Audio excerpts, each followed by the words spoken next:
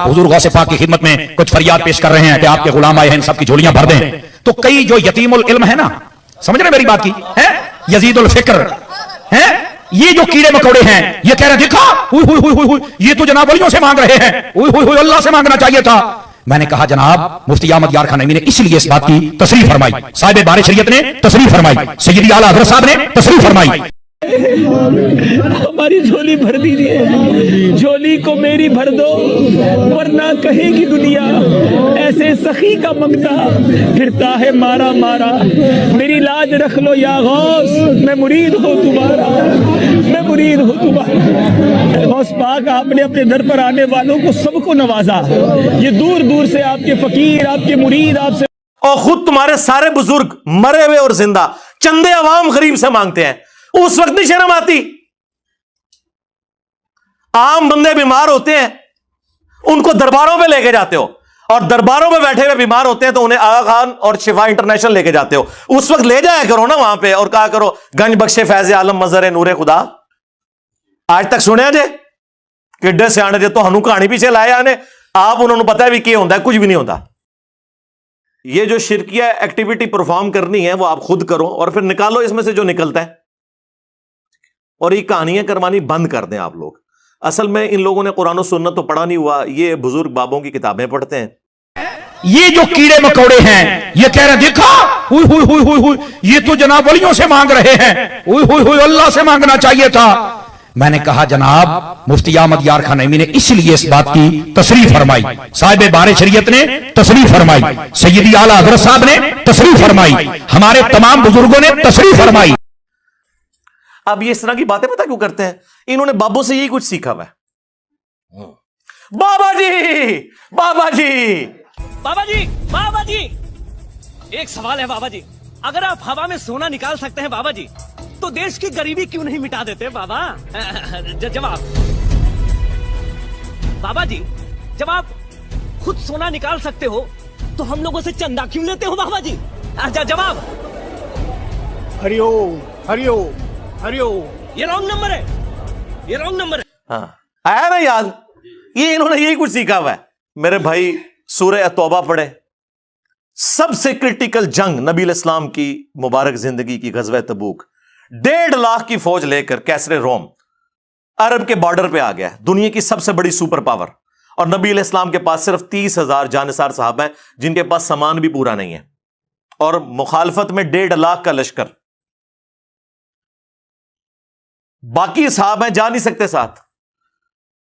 سورہ توبہ آیت نمبر 92 میں اللہ تعالیٰ فرماتا ہے کہ اے نبی علیہ السلام تمہارے پاس لوگ حاضر ہوتے ہیں کہ ہمارے لیے کوئی سواری کا بندوبست کر دیں، ہم بھی آپ کے ساتھ جائیں جہاد کے لیے، تو تم ان سے فرماتے ہو کہ میں کوئی ایسی چیز نہیں پاتا کہ جس کے ذریعے میں تمہاری مدد کر سکوں، تمہارے لیے سواری اور جانے کا ساز و سامان ارینج کر سکوں، تو تم دیکھتے ہو کہ یہ تم سے اس حال میں پلٹتے ہیں کہ ان کی آنکھیں آنسوؤں سے تر ہوتی ہیں، اس غم کے سبب کہ وہ اپنے نبی کے ساتھ مل کر اللہ کی راہ میں جہاد نہیں کر سک رہے۔ تو اس وقت حضور علیہ السلام نے تو نہیں اوپر دیکھا تو سونا، درخت دیکھا تو سونا، ادھر دیکھا تو سونا، وہ تو ترمذی میں اوپر تلے 2-3 احادیث موجود ہیں کہ سیدنا عثمان غنی رضی اللہ تعالیٰ عنہ علیہ السلام نے اپنی جو دولت تھی حضور کے قدموں پہ نشاور کی تبوک کے موقع پر، اور نبی علیہ السلام نے انہیں جنت کی بشارت سنائی۔ تو ظاہری اسباب تو اختیار کر رہے ہیں، نبی علیہ السلام کی تو کہیں یہ تعلیمات نہیں ہے کہ آپ کو پیاس لگے تو آپ جو ہے وہ 10 دفعہ دروشی پڑھ لیں، بھوک لگے تو 10 دفعہ آپ سبحان اللہ وبحمدہ سبحان اللہ العظیم پڑھ لیں۔ میرے بھائی اللہ نے دنیا کو اسباب کے ساتھ جوڑا ہے، تو آپ اس قسم کی چیزیں کیوں لوگوں کو بتاتے ہیں؟ نبی علیہ السلام کی تو کہیں یہ تعلیمات نہیں ہے۔ آپ نے تو ہمیشہ اسباب کو اختیار کرنے کا حکم دیا اور اس کے بعد مسبب الاسباب سے دعا مانگنے کا حکم دیا۔ صحیح مسلم میں تقدیر والے چیپٹر میں آلموسٹ 50 کے قریب احادیث ہیں، 50 to 60۔ اس کی جو آخری حدیث ہے نا وہ حضرت ابو ہریرہ رضی اللہ تعالیٰ عنہ کو نبی علیہ السلام نے فرمایا، اے ابو ہریرہ جو چیز تجھے نفع دے اس کے لیے پوری کوشش کرنا، اس کے بعد اللہ سے مدد طلب کرنا، کاہلی نہ کرنا، سستی نہ کرنا، پھر بھی تیرے خلاف رزلٹ آ جائے تو پھر کہنا جو اللہ کی مرضی۔ اگر مگر نہ کہنا، اگر مگر شیطان کا دروازہ کھول دیتا ہے. لیکن یہ اینڈ پہ ہے، کوشش پوری کرنا، پھر اللہ سے مدد طلب کرنا. ہاں، گنج بخش فیض عالم نہیں، اللہ سے مدد. اس کے بعد کاہلی اور سستی نہیں کرنی، کوشش بھی کرنی ہے اور کاہلی اور سستی بھی نہیں کرنی. پھر بھی رزلٹ خلاف آئے، پھر کہنا جو اللہ کی مرضی، کہ ٹھیک ہے اللہ تعالیٰ کو یہ منظور نہیں تھا، اپنی ایفرٹ تو پوری پٹ کرنی ہے. یہ کون سا دین ہے جو آپ لوگوں کو سکھا رہے ہیں؟ ہماری جھولی بھر دیجیے، جھولی کو میری بھر دو ورنہ کہے گی دنیا ایسے سخی کا منگتا پھرتا ہے مارا مارا. میری لاج رکھ لو یا غوث، میں مرید ہوں تمہارا، میں مرید ہوں تمہارا. غوث پاک آپ نے اپنے در پر آنے والوں کو سب کو نوازا. یہ دور دور سے آپ کے فقیر، آپ کے مرید آپ سے. آپ اس نبی کے ماننے والے ہو جس نبی نے آپ کو ہر نماز کی ہر رکعت میں سورۃ الفاتحہ تعلیم فرمائی ہے، اور اس میں جو آیت نمبر 4 ہے، ایاک نعبد و ایاک نستعین، اے اللہ ہم عبادت بھی صرف تیری کرتے ہیں اور مدد بھی، یعنی دعا بھی صرف تجھی سے مانگتے ہیں. آپ یہ پیش کریں، اچھا جی آپ روٹی امی سے نہیں مانگتے، اے وچو نکلدا جے نہ دے. قرآن کا مذاق اڑاتے ہیں یہ لوگ. اور جی کوئی پانی میں ڈوب رہا ہو تو وہ پھر اللہ کو پکارے گا یا وہاں پر موجود بندوں کو پکارے گا؟ اندازہ کریں جی. وہ مسلم کی حدیث میں آ گیا نا کہ پہلے کوشش کرے گا، بندوں کو پکارے گا، اسباب اختیار کرے گا، اور پھر اللہ سے مدد بھی طلب کرے گا کہ اے اللہ یہ جو سبب میں اختیار کر رہا ہوں یہ اس قابل ہو کہ مجھے بچا لے. جی یہ کہاں لکھا ہے؟ جی قرآن میں لکھا ہوا ہے وَتَعَاوَنُوا عَلَى الْبِرِّ وَالتَّقْوَى وَلَا تَعَاوَنُوا عَلَى الْإِثْمِ وَالْعُدْوَانِ. نیکی اور پرہیزگاری کے کاموں میں ایک دوسرے کی مدد کرو، برائی میں ایک دوسرے سے الگ رہو. قرآن میں حکم ہے کہ روٹی امی سے مانگنی ہے، اور امی کو حکم ہے کہ اس نے بیٹے کو کھلانی ہے. پورا قرآن پڑھ کے تو دیکھو، تو ہم لوگوں کو کہانیاں کروائی ہوئی ہیں جی روٹی امی سے مانگیں گے. او میرے بھائی ایک سمپل سی بات ہے، آپ یہ میرے سامنے بیٹھے ہیں، میں آپ کو کہتا ہوں مجھے پانی پلا دیں، سامنے موجود ہے.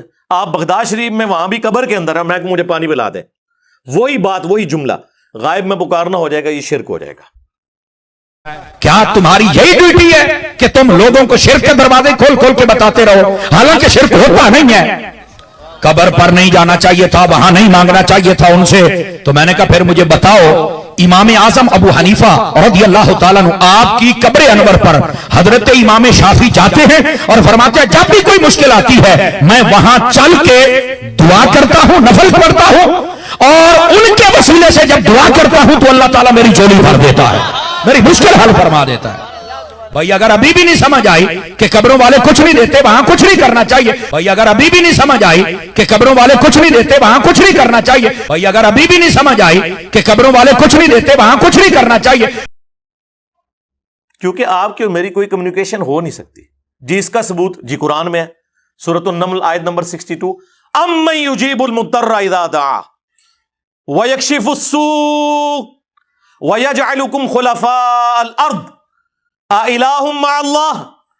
بھلا بتاؤ تو کون ہے جو مصیبت اور پریشانی میں گھرے ہوئے شخص کی فریاد کو سنتا ہے اور اس سے اس کی تکلیف کو دور کر دیتا ہے، اور تمہیں اگلوں کا خلیفہ کرتا ہے زمین پر. أَإِلَٰهٌ مَّعَ اللَّهِ، کیا اللہ کے ساتھ کوئی اور الہ بھی ہے جس کی یہ کوالٹیز ہوں؟ قَلِيلًا مَّا تَذَكَّرُونَ، بہت کم ہی تم نصیحت حاصل کرتے ہو.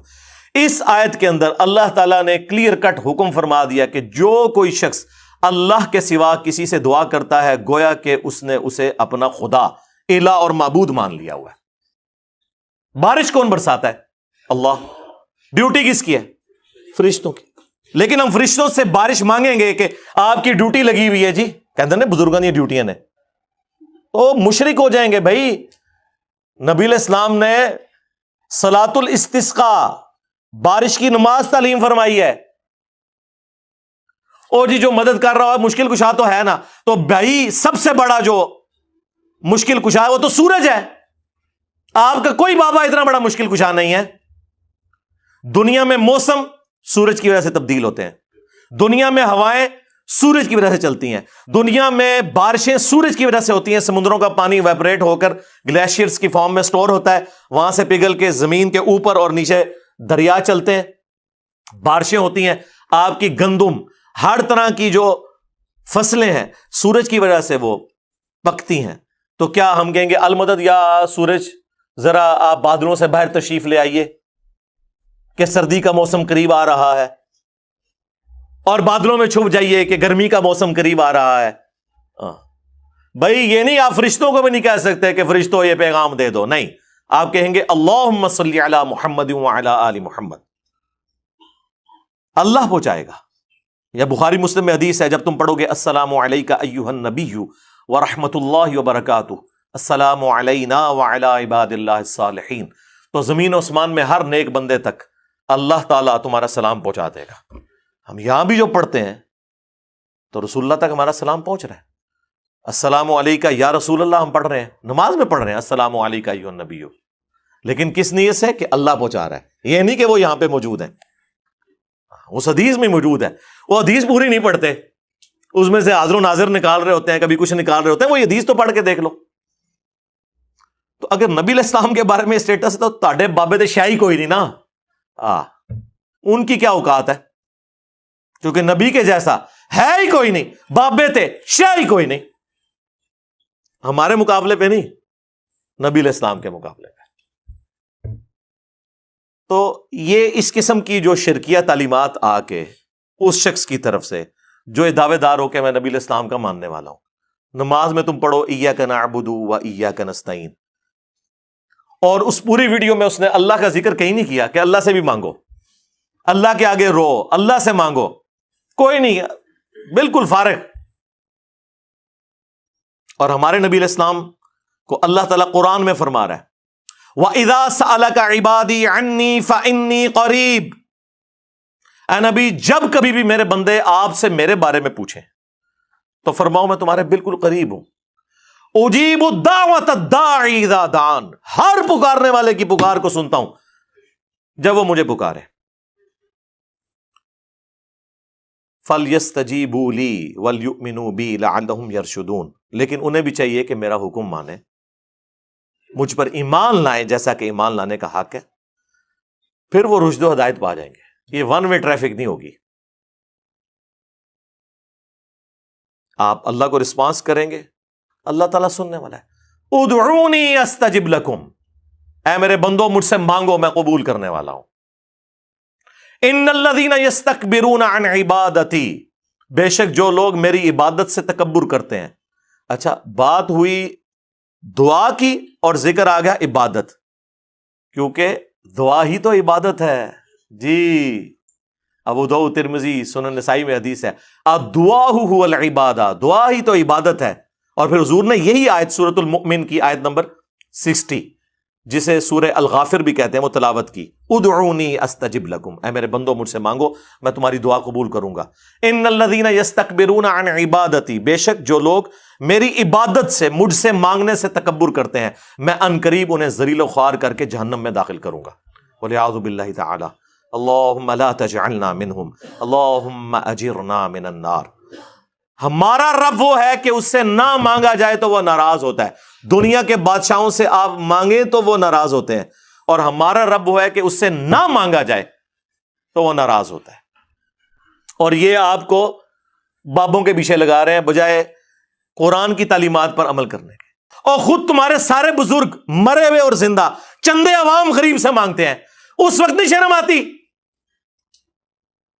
عام بندے بیمار ہوتے ہیں ان کو درباروں پہ لے کے جاتے ہو، اور درباروں میں بیٹھے ہوئے بیمار ہوتے ہیں تو انہیں آغا خان اور شفا انٹرنیشنل لے کے جاتے ہو، اس وقت لے جایا کرو نا وہاں پہ اور کہا کرو گنج بخش فیض عالم مظہر نور خدا۔ آج تک سنیا جے کڈے سیانے جے تو ہنو کہانی پیچھے لایا نے، آپ انہوں نے پتا بھی کیا ہوتا ہے، کچھ بھی نہیں ہوتا، کہانیاں سنیں ان کی۔ تو انشاءاللہ تعالی اللہ کے فضل سے اس پلیٹ فارم سے یہ سچائی کی آواز بلند ہوگی۔